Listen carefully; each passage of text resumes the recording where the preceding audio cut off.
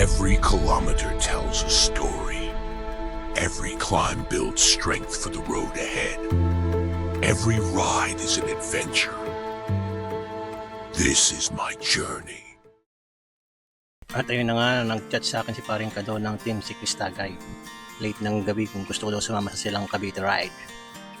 Sakto naman at kagagaling ko lang Winalongaw University kahapon. Bala ko talaga mag-recovery ride. So mga 4:30 ng umaga na nga nung nakaride out kami ng Valenzuela kasama yung mahinang mama. Mula Valenzuela, bumaybay na kami ng MacArthur, Monumento, Rizal Avenue hanggang kilometer 0 sa Luneta. Hanggang makarating na nga kami sa MOA. Nagpasya kami sa kadadaan. Didiretso lang hanggang service road sa Las Piñas para niya Wetland Park papuntang Cavite. Dito nga yun sa may service road, yung mga may bakawan sa gilid ng baybayin. Maganda din yung daan, payapa at mahaharap mo talaga ang sarili mo, lalo na kung solo ka.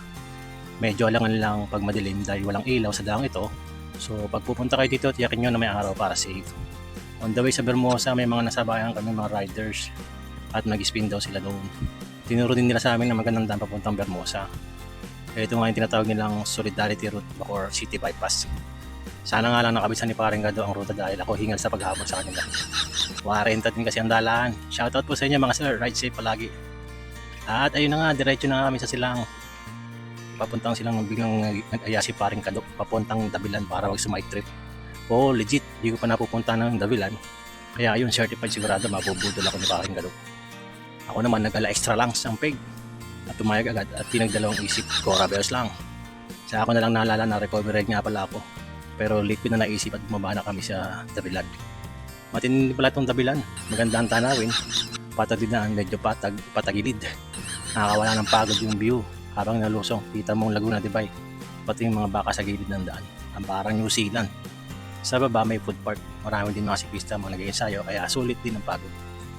Medyo naubos nga ako sa pag-ahon pabalik kaya naisipan na naman ni Kado mag-side trip sa Tagaytay Rotonda. Siyempre, papatalo ba ang tito nyo?